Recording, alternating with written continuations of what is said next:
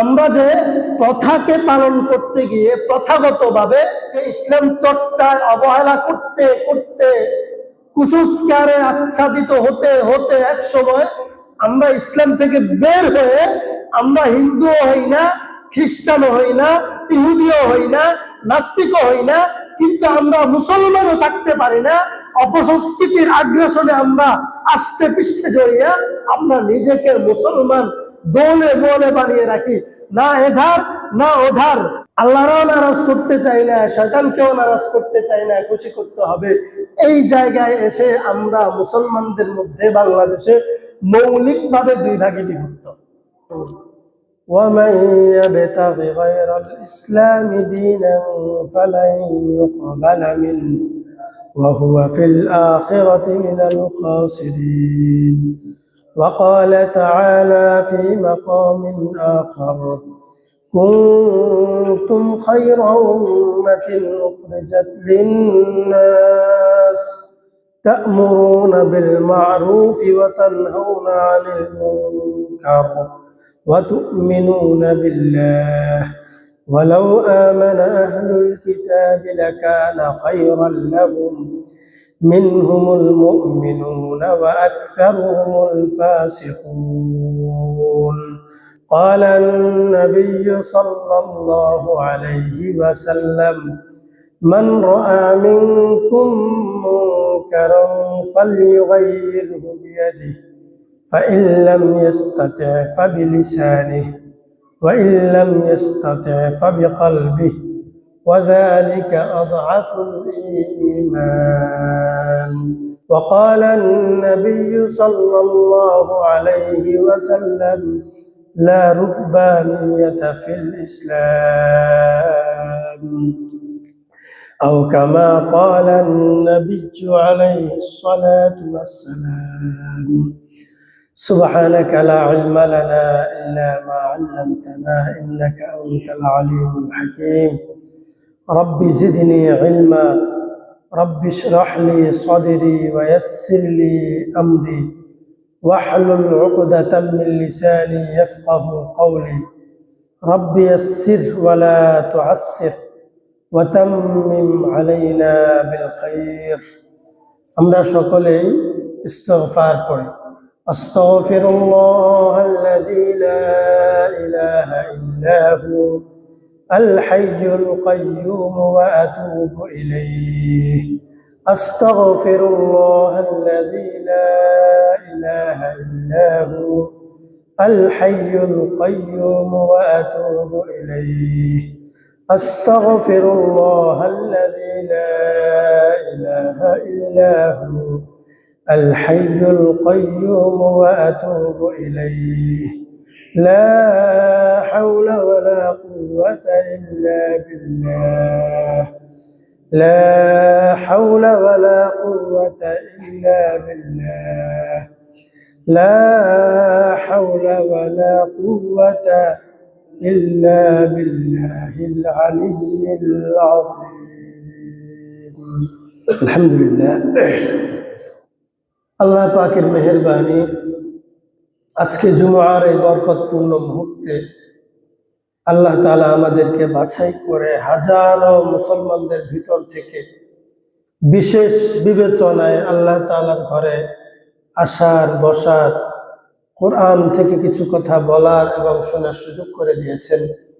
এই জন্য সকলে আল্লাহর দরবারে কালিমাতুশ শুকর আদায় করছি, আলহামদুলিল্লাহ। আমরা গত জুমআ থেকে আলোচনা শুরু করছিলাম নামাজের ধারাবাহিক আলোচনা, এবং আমাদের ঘোষণা ছিল আমরা নামাজের উপর ধারাবাহিক আলোচনা করব ইনশাআল্লাহ। সামনে রমাদান আসবে, আমরা রমাদানের আগেই যেন নামাজটা শুদ্ধ করে আমরা শিখতে পারি প্র্যাকটিক্যালি, ইনশাআল্লাহ আমি দেখানোর চেষ্টা করব। কিন্তু গত 2-3 থেকে আমি পেরেশানিতে আছি, আজকে আলোচনাটা কোনটা নিয়ে করব? নামাজ নিয়ে সেই ধারাবাহিক আলোচনা চালাবো, নাকি আমাদের ঈমান নষ্ট করার জন্য যে এক একবার এক এক ফিতনা আসে, এই ফিতনাগুলো সম্পর্কে যদি সচেতন না হই, এবং এমন কিছু অন্যায় আচরণ চলছে যেগুলোর ব্যাপারে প্রতিবাদী শব্দ উচ্চারণ করাটাও ঈমানের দাবি, কোনটা করব আমি একটু পেরেশানিতে আছি। কারণ ধারাবাহিকভাবে তো আমরা বিভিন্ন ইস্যু নিয়ে কথা শুনছি, কথা বলছি। ভাবছিলাম যদি শুধু ইস্যু নিয়ে কথা বলি তাহলে আমাদের মূল বিষয়গুলো আগামী কখন। আবার মনের মধ্যে চলে আসে যদি আজকে আমি আল্লাহ তাআলার সম্মানের পক্ষে কথা না বলি, কোরআন বিকৃতির বিরুদ্ধে যদি আজকে আমি কথা না বলি, না জানি আমাকে মুনাফিক হিসেবে আল্লাহর দরবারে আমার নাম লিখিয়ে তো হয়ে যায় কিনা। আবার এটাও ভাবছি, কালকে থেকে বিশেষভাবে আমি ডিপ্রেশনে আছি এটা নিয়ে। যদি আমি আমার ধারাবাহিক নামাজের বিষয়গুলো নিয়ে আলোচনা করি তাহলে হতে পারে আমার মুসল্লিদের মধ্যে কারো কোনো দ্বিমত থাকবে না, কারো কোনো আপত্তি থাকবে না, সবাই সন্তুষ্ট থাকবে।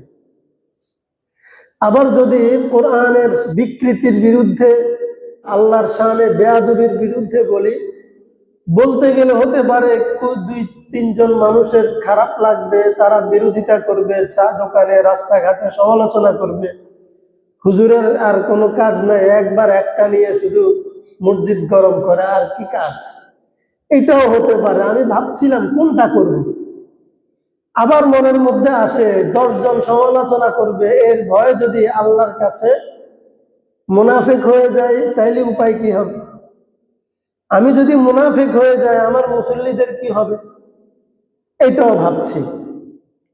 বিষয় দুইটা, এক হচ্ছে যে আমাদের নামাজের উপর ধারাবাহিক আলোচনা, আরেকটা হচ্ছে যে বাংলাদেশে আবুল সরকার নামে এক বাউল কবি শিল্পী যাত্রা গানের আসরে তারা গান গাওয়ার আগে প্রথমে কিছু কথা বলে। গান গাওয়ার আগে ওই বাউল শিল্পীরা প্রথমে কিছু কথা বলে, এক্সপ্লেন করে, যেটার উপরে গান গাইবে সেটার উপরে। বলতে গিয়ে সে আল্লাহর শানে এত ধূর্ততা, এত দৃষ্টতামূলক শব্দ প্রয়োগ করেছে, পৃথিবীর বুকে আজকে পর্যন্ত কোন বেঈমান এত খারাপ শব্দ উচ্চারণ করে না। নাউজুবিল্লাহ। পৃথিবীর বুকে কোন নাস্তিক আল্লাহকে নিয়ে এত শক্ত, এত নোংরা শব্দ উচ্চারণ করেছে বলেও আমাদের চোখে পড়ে না। এত শক্ত, এত দৃষ্টতাপূর্ণ, এত বেয়াদবিমূলক শব্দ, শুধু অসম্মানজনক শব্দ ব্যবহার করেছে। সে একটা যাত্রার আসরে দাঁড়িয়ে বলছে আল্লাহ সূরা নাজিল করছে, সূরা নাস। শুনেন,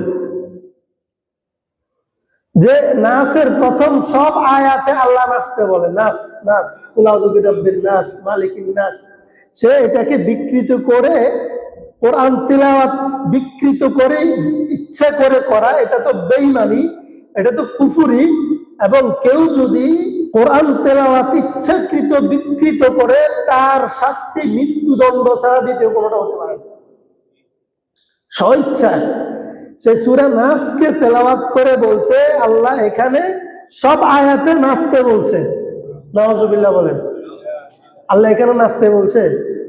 কুল আউযু বিরাব্বিন নাস অর্থ মানুষের রবের কাছে আশ্রয় চায়।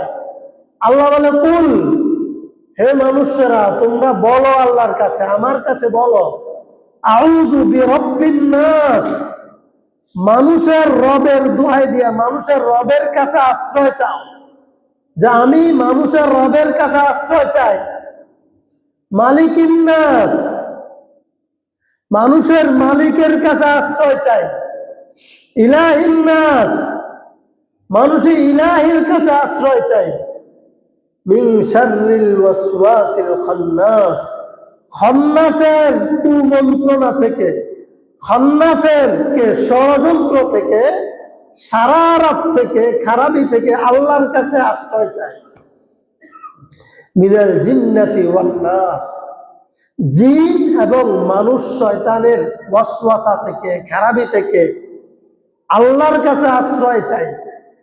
এত সুন্দর একটা সূরা, এত সুন্দর অর্থ, এত সুন্দর একটা মানুষের জন্য রক্ষা কবচ, সে বিকৃত করে বলে আল্লাহ এখানে নাচতেও কইছে। নাউজুবিল্লাহ। আল্লাহ নাচতে বলছে? দুই নম্বর, সে আরেক জায়গায় বলে, আল্লাহ একবার বলে আউয়ালু মা খালাকাল্লাহু আউয়ালু মা খালাকাল্লাহু আরশ, এভাবে বলছে। সে আরবি তো ঠিক মতো পারে না। এক এক প্রেক্ষাপটে আল্লাহ এক একটা কথা বলেন না, এক এক প্রেক্ষাপটে এক একটাকে সামনে নিয়ে এক একটা কথা বলে। ওই বদমাশ বলে আল্লাহ একবার এক কথা বলে, এক মুখে কয় কথা বলে? নাউজুবিল্লাহ বলে। এরপরে বলে যে মুখে এত কথা বলে সেটা কি মুখ না হুক? নাউজুবিল্লাহ বলে। রক্ত গরম হয়নি এসব কথা শুনলে? আরো খারাপ একটা শব্দ বলছে আল্লাহর জবানকে নিয়ে, ওইটা আমি আর এখানে জবানই নিতে পারছি না। সে এভাবে আল্লাহকে নিয়ে একের পর এক তার পুরা জীবন গেছে এভাবে গানের আগে কিছু কথা বলে। এখানে আল্লাহর শানে এক একটা বেয়াদবিমূলক কথাবার্তা বলে, বুজুর্গদের শানে বেয়াদবিমূলক, আলেম ওলামা কোরআনকে নিয়ে তুচ্ছ তাচ্ছিল্য, এমন দৃষ্টতা পৃথিবীতে কোনো ধর্মের মানুষ করে না। এই ঘটনা ঘটার পরে কিছুদিন আগে, এই সপ্তাহের ঘটনা, তাওহীদে জনতা মানে তাওহীদ মানে একত্ববাদ। এগুলো কথাগুলো বুঝবেন, মাথায় ঢুকাবেন। তাওহীদ মানে কি? একত্ববাদ, এক, ওয়াহিদ থেকে তাওহীদ, ওয়াহিদ মানে এক, একক। তাওহীদ মানে একত্ববাদ, মানে আল্লাহ কয়জন? একজন। আল্লাহ কয়জন বলেন? তাওহীদ মানে একত্ববাদ, তাওহীদে বিশ্বাসী মানে, তাওহীদবাদী মানে একত্ববাদী বিশ্বাসী যারা, তারা তাওহীদ মানে কি? তাহলে তাওহীদবাদী মানে যারা একত্ববাদে বিশ্বাসী তারা। আমরা এখানে যারা আছি সবাই একত্ববাদে বিশ্বাসী কিনা? অবশ্যই বিশ্বাসী না। কোনো সন্দেহ আছে এই বিষয়? কোনো সন্দেহ নেই। তাহলে তাওহীদি জনতা মানে জনগণ, সাধারণ মানুষ, সকল শ্রেণী পেশার মানুষ। জনতা মানে সকল শ্রেণী পেশার মানুষ, সাধারণ মানুষ, যেমন আমরা সবাই এখানে যারা আছি, তাই না? আমরা এক একজন এক এক জায়গায় থাকলেও, এক এক দায়িত্বে থাকলেও, আমরা যখন এক কাতারে চলে আসি এখানে আমাদের কোনো পেশার পরিচয় থাকে না। আমরা এখানে এক কাতারে যখন নেমে গেছি তখন আমরা প্রত্যেকে তাওহীদবাদী, একত্ববাদী বিশ্বাসী হিসেবে আমরা এখানে আসছি নাকি? আমিও একত্ববাদে বিশ্বাসের কারণেই তো মসজিদে আসছি। আমি যদি একত্ববাদে বিশ্বাসী না হইতাম, আমি কি মসজিদের খতিব হইতাম?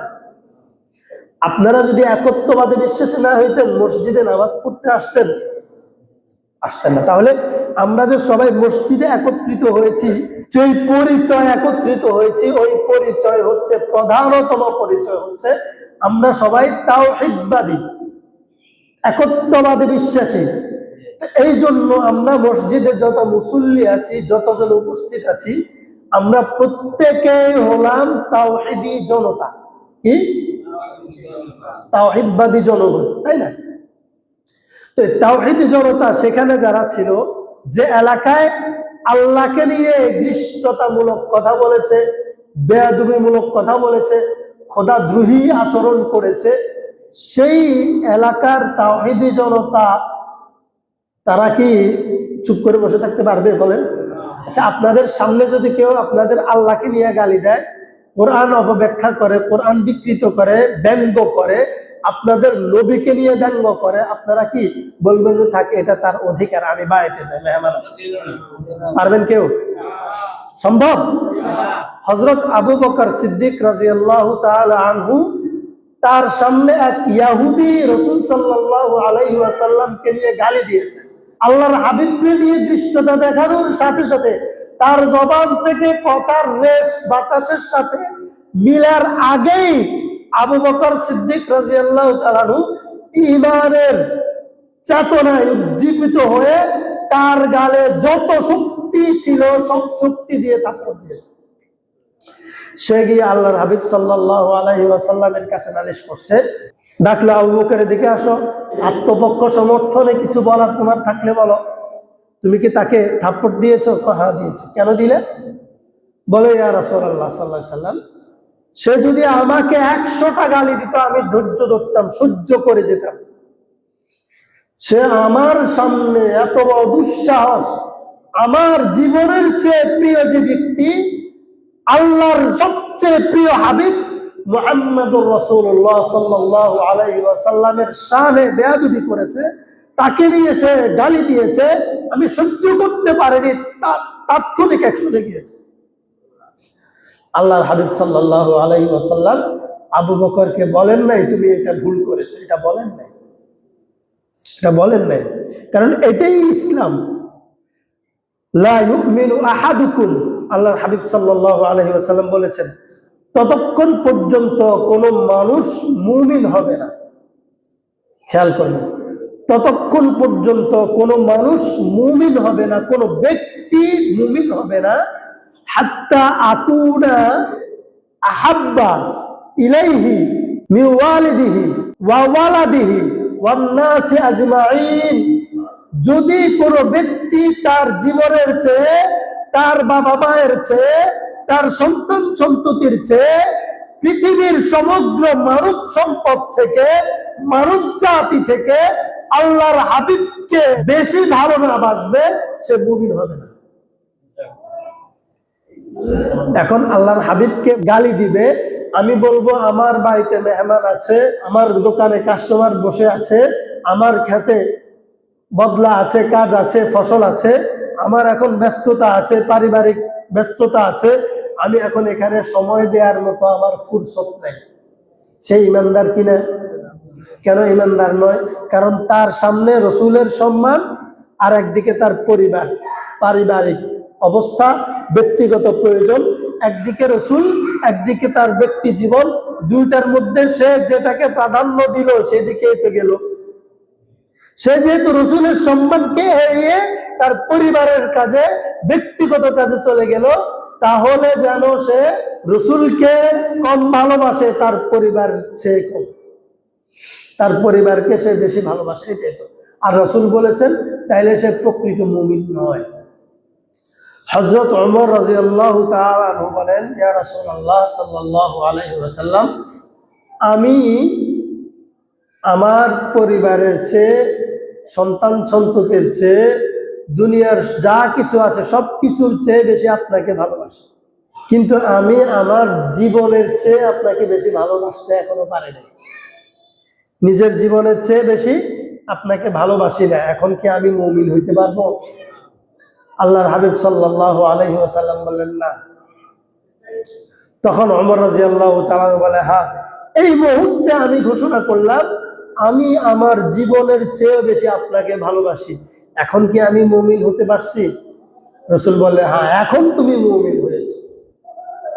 এখন আমি যে 2 দিন ডিপ্রেশনে আছি, কি নিয়ে আলোচনা করব? একদিকে আল্লাহ রসুলের সম্মান, একদিকে কোরআনের সম্মান, একদিকে আল্লাহর স্বয়ং আল্লাহ রাব্বুল আলামিনের সম্মান, আরেকদিকে আমাদের সমাজের বাস্তবতা, মুসল্লিদের 2-1 জনের সমালোচনা। আমি সবকিছু এড়িয়ে, পছন্দ অপছন্দ হতে পারে, আমাদের আজকের আলোচনা কেউ অপছন্দ করবে না, এটা তো হতে পারে, তাই না? তাহলে আমি যে চিন্তা করলাম যে আজকে কোনটা নিয়ে আলোচনা করব, ধারাবাহিক নামাজের আলোচনা, নাকি যেই সমস্যা বর্তমান বাংলাদেশে চলছে বাউলদের নিয়ে, বাউলদের কেন্দ্র করে সেই বিষয় নিয়ে আপনাদেরকে কিছু সতর্কতা দিব, কোনটা বলেন? এ বিষয় বলবো? বাউলদের সম্পর্কে জানা দরকার আছে না? এরা আসলে কারা, কোত্থেকে এদের উৎপত্তি, একটু জানা দরকার। কেন জানা দরকার? আমরা যে প্রথাকে পালন করতে গিয়ে, প্রথাগতভাবে ইসলাম চর্চায় অবহেলা করতে করতে, কুসংস্কারে আচ্ছাদিত হতে হতে এক সময় আমরা ইসলাম থেকে বের হয়ে, আমরা হিন্দুও হই না, খ্রিস্টানও হই না, ইহুদিও হই না, নাস্তিকও হই না, কিন্তু আমরা মুসলমানও থাকতে পারি না। অপসংস্কৃতির আগ্রাসনে আমরা আষ্টে পৃষ্ঠে জড়িয়ে আমরা নিজেকে মুসলমান দোলে মোলে বানিয়ে রাখি, না এধার না ওধার। আল্লাহরও নারাজ করতে চাই না, শয়তানকেও নারাজ করতে চাই না, খুশি করতে হবে। এই জায়গায় এসে আমরা মুসলমানদের মধ্যে বাংলাদেশে মৌলিকভাবে 2 ভাগে বিভক্ত। আমি বলার পরে আপনারা দেখবেন আমাদের বাংলাদেশে এক শ্রেণীর মুসলমান ওলামায়ে কেরামের সাথে মিশে, যুবক বৃদ্ধ সবাই মিলে এক শ্রেণীর মুসলমান ওলামায়ে কেরামের সাথে মিশে তারা বছরে একবার ধর্মীয় অনুষ্ঠান পালন করে ওয়াজ মাহফিলের মাধ্যমে, সঠিক না? করে। আবার এক শ্রেণীর মানুষ ওই একই সমাজে বাস করে, এক শ্রেণীর মানুষ নেতাদের সাথে ভিন্ন শ্রেণীর ভিন্ন রকমের রঙের মানুষের সাথে মিশে তারা বছরে একবার দুইবার বিভিন্ন অনুষ্ঠানে গানের আয়োজন করে, যাত্রার আয়োজন করে, গানের অনুষ্ঠান করে, ঢোল তবলা বাজায়। এরকমও তো এক শ্রেণীর মুসলমান আছে আমাদের সমাজে, আছে না? দেখবেন যেই মুসলমানগুলো বিভিন্ন দিবসকে কেন্দ্র করে গানের আয়োজন করে, তারা আবার ঠিক ওইভাবে মাহফিলে আসে না। মাহফিলটাকে তারা নিজেদের মনে করে না, তারা বলে যে আসি তো, ওই রাস্তায় রাস্তায় হাঁটে, আসি তো মাহফিলের সাথে, আসি, অসুবিধা নেই। কিন্তু সে দায়িত্ব নিয়ে মাহফিলের কাজ করতে চায় না। আবার যে দায়িত্ব নিয়ে মাহফিলের সাথে জড়িয়ে যায়, সে ওই দায়িত্ব নিয়ে গানের কাজ করে না। এই দুই শ্রেণীর যুবকদের মধ্যে আমরা দেখি, এক শ্রেণীর যুবক মনে করে যে আমার কাজে তো বিভিন্ন অকেশন কেন্দ্রিক এই গানের আয়োজন গুলা করা, জোরে জোরে ডেকসেট এনে গান বাদ্য বাজানো চালানো। আর এক শ্রেণীর যুবক মনে করে যে আমার তো কাজ হচ্ছে যে মাহফিল করা, ওলামায়ে কেরামের সাথে থাকা, শবে বরাতে জিরাফি দেওয়া, মিলাদ পড়ানো, মসজিদে যাওয়া, হুজুরের কাছে দোয়া চাওয়া। দোনো শ্রেণীর মানুষ কিন্তু মুসলমান। কিন্তু মুসলমান হওয়ার পরে আমাদের সমাজে দুই শ্রেণীতে বিভক্ত আছি না আমরা? কিভাবে হইলাম? এই যে আমরা যে দুই শ্রেণী হয়ে যাচ্ছি, 2 শ্রেণী 3 শ্রেণী 5 শ্রেণী 7 শ্রেণী হয়ে যাচ্ছে, অথচ আমার মৃত্যুর পরে আমার জানাজাটা ঠিক মতো হয়। হুজুরও দাঁড়ায় বলে ছেলেটা ভালো ছিল, বলতে হয়, অথবা বিভিন্ন রকম বলে। আবার পাশের একজন দাঁড়ায় বলে যে সবাই সাক্ষী দেন, মাফ করে দিয়েছেন তো, ছেলে ভালো ছিল তো। কবর দেওয়ার সময় বলে মিনহা খালাকনাকুম ওয়া ফিহা নুঈদুকুম ওয়া মিনহা নুখরিজুকুম তারাতান উখরা, এগুলোও বলি। আবার বলে বিসমিল্লাহি আলা মিল্লাতি রাসূলিল্লাহ, তার জীবন নাকি রাসূলের আদর্শের উপর পরিচালিত হয়েছে, বলি না? এগুলা কেন হয়? এই যে লালন, এটা কোত্থেকে আসছে? লালন শাহ একটা নাম শুনছেন না? লালন শাহ তার জন্ম 1772 সালের দিকে, ভারত বাংলাদেশ যখন একত্রে ছিল। 1757 সালে ভারতবর্ষে ইংরেজ শাসন শুরু হয়। হিন্দু ঘরে জন্ম হয় এই লালনের 72 সালে। তার জন্মের কিছুদিন পরে তার বাবা মারা যায়। কুষ্টিয়া অঞ্চল, এটা তো ভারতের একটা পরগনা ছিল, কুষ্টিয়া অঞ্চল, ওই পরগনায় তার জন্ম, কুষ্টিয়া পরগনায়। তো ওই ছেলেটার বাবা মারা যাওয়ার পরে সে তার মায়ের সাথে একটু বড় হয়। সে যখন মোটামুটি বড় হয়, গরিব মানুষ, কষ্টে লালন পালন হয়, তো তখন ওই অঞ্চলের মানুষও ছিল ব্যাপক হারে হিন্দু অধ্যুষিত অঞ্চল। তো তারা বিভিন্ন সময় জারি গানের, আপনারা ছোটবেলাতে জারি গান, বিভিন্ন রকমের গানের কথা ছিল, বিভিন্ন অনুষ্ঠানকে কেন্দ্র করে গান গাইতো মানুষ। তো সে স্বভাবগত পড়াশোনা করে নাই। মূল লালন শাহ যে, তার কোনো পড়াশোনা ছিল না, কিছু আছে না স্বভাবজাত কবি, স্বভাবজাত কবি। তার গান গাইতে ভালো লাগতো, গান ভালো লাগতো। সে এই গানের যারা এই গান পার্টি, তাদের সাথে থাকতো, গান গাইতো। মোটামুটি বয়স হওয়ার পরে, তখন তো অল্প বয়সে বিয়ের প্রথা ছিল, বিয়ে করানো হয়। বিয়ে করার পরে কিছুদিন পরে সে গান গাওয়ার জন্য ভারতে কলকাতায় পাড়ি জমায়। সে যাদের সাথে, যে পার্টির সাথে ছিল তাদের সাথে যাইতে পথে তার প্লেগ রোগ হয়। আগে ছোটবেলায় গুটি বসন্তের মতন রোগ হইতো না, মানুষের শরীরে পৌঁছে যেত, জামা কাপড়ের সাথে মিশে যাইত, এই রোগগুলা হয়। তো রোগ হয়ে তার অবস্থা খুব খারাপ, বেহুশের মতো অবস্থা। তো ওরা মারা গেছে মনে করে, অথবা তার অবস্থা খারাপ দেখে তার ওই পার্টি তাকে আর নিয়ে আসে নাই, চিকিৎসারও ব্যবস্থা নেই, ওখানে এক জায়গায় রেখে চলে আসছে। পরবর্তীতে এক মুসলিম পরিবার, মুসলিম মহিলা এই অসুস্থ যুবকটাকে, সে হিন্দু না কোন ধর্মের সেটা তো দেখার বিষয় না, অসুস্থ মানুষ, তাকে তুলে এনে সেবা দিয়ে সুস্থ করে। সুস্থ করার পরে সুস্থ হয়ে সে বাড়িতে আসে। আর বাড়িতে আসার আগে ওই যে কাফেলার সাথে সে ছিল, তারা বাড়িতে এসে বাড়িওয়ালাদেরকে জানালো যে ও লালন পথে মারা গেছে গুটি বসন্তের কারণে। তো মারা যাওয়ার পরে যে হিন্দুদের যে প্রথা, মারা গেলে শ্রাদ্ধ করে, কি কি করে, এগুলা করা হয়েছে তার জন্য, এগুলা করা শেষ। এরপরে সে মোটামুটি ও মুসলিম মহিলার সেবা পেয়ে যখন সুস্থ হয়ে ওখানে যায়, যাওয়ার পরে সবাই যখন দেখলো যে কিরে মৃত্যুর পরে আবার ফিরে আসলো, সে কোথায় ছিল খবর নাও। খবর নিয়ে দেখলো যে এক মুসলিম মহিলার ঘরে ছিল। মুসলিম মহিলার ঘরে সেবা পেয়েছে, এই জন্য তাকে তাদের সমাজ থেকে বের করে দেওয়া হয়েছে, সমাজচ্যুত করা হয়েছে। হিন্দু ধর্মের কিন্তু এসব প্রথা ছিল, আমরা পড়েছি। যখন তাকে সমাজ থেকে বের করে দিল, তার বিবি চেয়েছে স্বামীর সাথে ঘর থেকে বের হয়ে চলে যাবে, তার বিবিকেও তার সাথে বের হতে দেয় না। তখন সে ওই সমাজ থেকে একা বের হয়ে চলে যায়। যেই সমাজ তাকে গ্রহণ করে নাই, ধর্মের দোহাই দিয়ে তাকে অস্পৃশ্য উচ্ছুত বানিয়েছে, বের করে দিয়েছে, ওই সমাজের প্রতি তার একটা ঘৃণা, সিস্টেমের প্রতি একটা ঘৃণা জন্ম নেয়। পরবর্তীতে তার মা অসুস্থ হয়, মারা যায়, সে আর এদিকে আসে না। সে চিন্তা করলো যে ধর্মের দোহাই দিয়ে যে আমাকে সমাজচ্যুত করা হয়েছে, সে তখন থেকে ধর্মের নীতি বিরুদ্ধে সে চলে আসছে, যে না এইসব ধর্মের বন্ধনে আমি থাকবো না। তখন সে মানব ধর্ম নামে গবেষণা শুরু করছে। সে জঙ্গলে চলে গেছে, সাধনায় বসে গেছে। সে একজন ওস্তাদের কাছে গান শিখতে শুরু করছে, সাধনা গান শিখা। ওই ওস্তাদের নাম হচ্ছে যে সিরাজ শাহ। সিরাজ শাহের সেই নামের সাথে ইয়া রেখে এখন লালন শাহ বলা হয়, লালন শাহ, আবার লালন সাইজিও বলা হয় ওই সিরাজ শাহের সাথে। তো সে জঙ্গলে চলে যায়, জঙ্গল থেকে বের হয় না, ওখানে সাধনা করে, গান সাধনা করে, দেহতত্ত্ব নিয়ে সাধনা করে। এইভাবে মানুষ, তার উপর কিছু মানুষ থাকে না পাগল ভক্ত, পাগল একটা আসলে, আমরা ছোটবেলা দেখছি, পাগল একটা আসলে যায় না, এখানে পড়ে থাকে, মানুষ তার কাছে যায়, এটা দে সেটা দে। পাগলের মতো একটা কথা দুইটা কথা বললে অদ্ভুত লাগে, কথাটা লাগলে মানুষ বলে আল্লাহ, ওনার ভিতরে মনে হয় কোনো আধ্যাত্মিক শক্তি কাজ করে। মানুষ বলে আল্লাহ এত মারাত্মক কথা বলছে।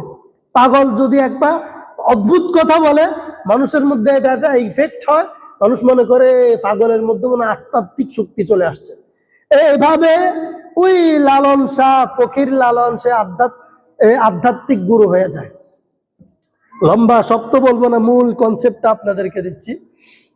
তো আধ্যাত্মিক গুরু হয়ে সে সাধনা শুরু করে, কি প্রেম সাধনা করে, মানব দেহের সাধনা করে। সে সব বাদ দিয়ে সে মানব দেহ নিয়ে সে পড়ে থাকে। আমি ধর্মবাদ, মানব দেহের গবেষণায় মানব দেহ নিয়ে সাধনা শুরু করে। এখন মানব দেহের সাধনা করার জন্য লালনদের একজন নারী লাগে। নাউজুবিল্লাহ। এই লালনদের গোড়ার ভিতরের পর্দার ভিতরের কথা আপনারা পড়িয়েন, তাদের সম্পর্কে জানিয়েন, দেখবেন তারা লালনদের সম্পর্কে, লালনরা মানব সাধনা, দেহের উপর সাধনা করে। তো দেহ সাধনা করার জন্য তাদের মূল টার্গেট একজন নারী লাগে। তারা নারীর দেহ নিয়ে সাধনা করে এবং তাদের জন্য বিয়ের কোনো প্রথা নেই। লালনদের বিয়ের কোনো প্রথা নেই। এইসব সন্ন্যাসী ফকিরদের বিয়ের কোনো সংস্কৃতি নাই। তারা তাদের কাছে যারা বায়াত হয়, তাদের সঙ্গ নেয়, সাধনার অংশ হিসেবে একজন দুইজন নারী তারা তাদের কাছে থাকে, এই নারীর সাথে তারা মেলামেশা করে। এটা তাদের দেহ সাধনা। তাদের এই সাধনার যে থিওরি গুলো মসজিদে বসে সবগুলো বলাও মুশকিল, জবানেও আসবে না। তাদের এই দেহতত্ত্ব নিয়ে সাধনা, মানে দেখবেন লালনের যত গান দেখবেন দেহতত্ত্ব নিয়ে। কেন? তারা নারীর দেহ সাধনা করে, মানে পুরুষ আর নারী একত্রে বিবস্ত্র হয়ে এক ক্রমে, এটা তাদের সাধনা। এবং তাদের একটা বিশ্বাস, লালন ধর্মের একটা বিশ্বাস হইল যে তারা যখন সাধনারত, দেহ সাধনা করতে গিয়ে চূড়ান্ত পর্যায়ে পৌঁছে, তখন নাউজুবিল্লাহ স্রষ্টা তাদের সাথে শরীক হয়। নাউজুবিল্লাহ আসতে হয়েছে, বুঝে না নাকি কত কষ্ট লাগছে। আর এই লালন ভক্ত, এই আবুল হোসেন সরকার, সে যখন আল্লাহকে নিয়ে কোরআনকে নিয়ে, আমি বলছি না, কোট করছি না, সে কি কি শব্দ বলেছে, এগুলো যখন বলল, তাওহীদি জনতা প্রতিবাদ করে তাকে যখন অ্যারেস্ট করলো, তখন বাংলাদেশের বুদ্ধিজীবীরা, বাংলাদেশের রাজনীতিবিদেরা ধর্মকে জলাঞ্জলি দিয়ে লালনের পক্ষে বক্তব্য দিতে, লালনের পক্ষে তাওহীদি জনতার বিরুদ্ধে স্লোগান দিতে, প্রতিবাদ করতে শুরু করছে। একজনে বলছে, আমি কারো নাম নিব না, শুধু যিনি দেশের দায়িত্বে আছে ওনারটা বলব। একজনে বলছে যিনি দেশের সর্বোচ্চ রাজনীতিবিদ এবং সরকার চালানোর সম্ভাবনাও রাখে, তিনি বলল, যারা লালনের উপর আঘাত করেছে, লালন ভক্তের উপর আঘাত করেছে, এরা উগ্র, এরা জঙ্গি, এদের বিরুদ্ধে ব্যবস্থা নেওয়া উচিত। ব্যবস্থা নেওয়ার জন্য সে সরকারকে চাপ প্রয়োগ করছে। আরেকজন বলছে, লালনে যে কথা বলেছে, লালনের কথা আমার কথা, সুতরাং যারা লালনকে অ্যারেস্ট করেছে, লালনকে অ্যারেস্ট করা মানে আমাকে অ্যারেস্ট করা, অনতিবিলম্বে লালনকে মুক্ত করতে হবে। লালন বলতে আবুল হোসেন সরকারকে। বাংলাদেশের বর্তমান সরকার প্রধানকে ডক্টর ইউনূস সাহেব মহাশয়। এই মহাশয়ের প্রেস সচিব বলেছে, প্রধান উপদেষ্টা নির্দেশ দিয়েছে যারা লালন ভক্ত এই আবুল হোসেন সরকারের উপর আক্রমণ করেছে তাদেরকে অতি দ্রুত গ্রেফতার করার জন্য। আচ্ছা বলেন তো, এই লালন ইসলাম বিরোধী কিনা, কোরআন বিরোধী কিনা, নবী বিরোধী কিনা, আল্লাহ বিরোধী কিনা? এই আল্লাহ বিরোধীকে অ্যারেস্ট করার পরে যারা এর পক্ষে স্লোগান দিচ্ছে, বক্তব্য দিচ্ছে, অবস্থান নিচ্ছে, তারা ইমানদার না বেঈমান? আমরা যে তাদেরকে সমর্থন করি বা করছি, তাহলে আমি ইমানদার হয়ে বেঈমানকে সমর্থন করছি কিনা আমারও তওবা করা দরকার। দেখেন, বাংলাদেশে বাউলরা রাস্তাঘাটে গান গায়, গ্রামে গঞ্জে গান গায় ঐতিহ্যগতভাবে, এই জন্য তাদের হীন অপকর্ম, অশ্লীলতা। কিছুদিন আগে আপনারা দেখছেন না, বাউল মেলা হয়েছে, লালন মেলা হয়েছে, লালন মেলায় 30-40 জন নেশা খাইতেছে, গাঁজা খাইতেছে। তারা বলে যে ফকিরদের গাঁজা খাইতে হয়, তারা নাকি আধ্যাত্মিক গুরু, তারা নাকি শরীয়তের ঊর্ধ্বে মারিফতের লোক, শরীয়তের ঊর্ধ্বে মারিফতের লোক হয়ে গেলে তাদের নাকি গাঁজা সেবন করতে হয়। গাঁজা সেবন করা এটাকে রাষ্ট্রীয় বৈধ না অবৈধ? যদি বৈধ হয় তাহলে কয়দিন পর পর ফলাফাইনকে মানুষকে ধরে কেন? তাহলে যেই গাঁজার বিরুদ্ধে রাষ্ট্র অভিযান পরিচালনা করে, ওই গাঁজা সেবন হয়েছে যে লালন মেলায়, ওই লালন মেলায় প্রকাশ্যে যারা গাঁজা দেখায়, সিদ্ধি দেখায়, গাঁজা না খাইলে তাদের হয় না বলে ওদেরকে সাপোর্ট দিচ্ছে, ওদেরকে লালন করছে একই রাষ্ট্র। তাহলে এখন বলেন, এই রাষ্ট্র কি? এই রাষ্ট্র কি আসলে কি? এই রাষ্ট্র কি আপনাদের রাষ্ট্র নাকি বেঈমানদের রাষ্ট্র? এই রাষ্ট্র কি মুসলমানদের রাষ্ট্র না বেঈমানের রাষ্ট্র? অন্তত এই বিশ্বাসটা আগে ভিতরে ঢুকাই, তাইলে একদিন আমাদের অ্যাক্টিভিটিস, আমাদের কর্মকাণ্ড, আমাদের চিন্তা চেতনা, অন্তত আমাদের বিশ্বাস, আল্লাহর কাছে দোয়া শুরু হবে যে আল্লাহ আমাদেরকে অন্তত মুসলমানদের উপযোগী করে রাষ্ট্র তৈরি করে দেন। যদি আমরা এই বিশ্বাসটাই অন্তরে না ঢুকাইতে না পারি, এই রাষ্ট্র আমাদের না, এই রাষ্ট্র আমাদেরকে যুগে যুগে ব্যবহার করে বেঈমানদের স্বার্থে। এই যে 24-এর গণ আন্দোলনে এই লালনদের কি ভূমিকা ছিল, 71-এর যুদ্ধে লালনদের কি ভূমিকা ছিল, 47-এর ভারত ভাগে লালনদের কি ভূমিকা ছিল, ব্রিটিশদের বিতাড়নে লালনদের কি ভূমিকা ছিল, বাংলাদেশে 24-এ এবং 25-এ যে বন্যা হয়েছে, এই লালনদের কি ভূমিকা ছিল, সিলেটে যে বন্যা হয়েছে, লালনরা মানবতার স্বার্থে কি করেছে? মানবতার স্বার্থে তাদের কোনো অবদান নেই, দেশের স্বার্থে কোনো অবদান নেই, মানুষের স্বার্থে কোনো অবদান নেই, রাজনৈতিক কোনো অবদান নেই। তাদের এই নোংরামিকে রাষ্ট্র কিভাবে লালন করে? আর এই দেশে ওলামায়ে কেরাম নির্যাতিত হয় না এই পর্যন্ত? রসুলের শানে কথা বলতে গিয়ে ওলামায়ে কেরাম প্রতিবাদের মুখে পড়ে নাই? ওলামায়ে কেরাম হত্যা হয় নাই? গুম, খুন, রাহাজানি, মামলা, মোকদ্দমা, এমন কোন হয়রানির শিকার নাই যেটা ওলামায়ে কেরাম ভোগ করে নাই, তাওহীদি জনতা ভোগ করে নাই? এটা হয়েছে না? হয়েছে। তাহলে আজকে পর্যন্ত এই ভদ্র মানুষগুলা তাওহীদি জনতার পক্ষে, আপনার পক্ষে, আপনারা যারা মুসলমান আছেন, আপনাদের ইমানের পক্ষে, আপনাদের কালিমার পক্ষে, আপনাদের ইসলামের পক্ষে, আপনাদের কোরআনের পক্ষে, আপনাদের রসুলের পক্ষে, আপনাদের আল্লাহর পক্ষে একটা শব্দ উচ্চারণ করতে পারে নাই, একটা স্টেপ নিতে পারে নাই। আপনাদের রক্তের উপর দাঁড়িয়ে, আপনাদের জীবনকে বাজে রেখে, আপনাদের জীবনকে কাজে লাগিয়ে, আপনাদের অর্থ, আপনাদের ভোট, আপনাদের সমর্থন, আপনাদের স্লোগান সবকিছু ব্যবহার করে লালনের পক্ষে কথা বলে, বেঈমানদের পক্ষে কথা বলে, একবার লালনের পক্ষে, একবার নাস্তিকের পক্ষে, আরেকবার বেশ্যাদের পক্ষে, আরেকবার সমকামীদের পক্ষে, আরেকবার ট্রান্সজেন্ডারদের পক্ষে, এক একবার এক একটার পক্ষে কথা বলে কাজ করে। আমরা চুপ করে থেকে শুধু সমর্থন দিয়ে যাই। আমাদের কবে হুঁশ হবে? আমরা কবে সচেতন মুসলমান হব? সচেতন না হইলে মুসলমান ঈমান রাখতে পারে না। আল্লাহ তাআলা আমাদের প্রত্যেককে অন্তত ঈমানের বিষয়, ইসলামের বিষয়ে, কোরআনের বিষয়ে, আল্লাহ এবং তার হাবিবের বিষয়ে সচেতন এবং সজাগ করুন।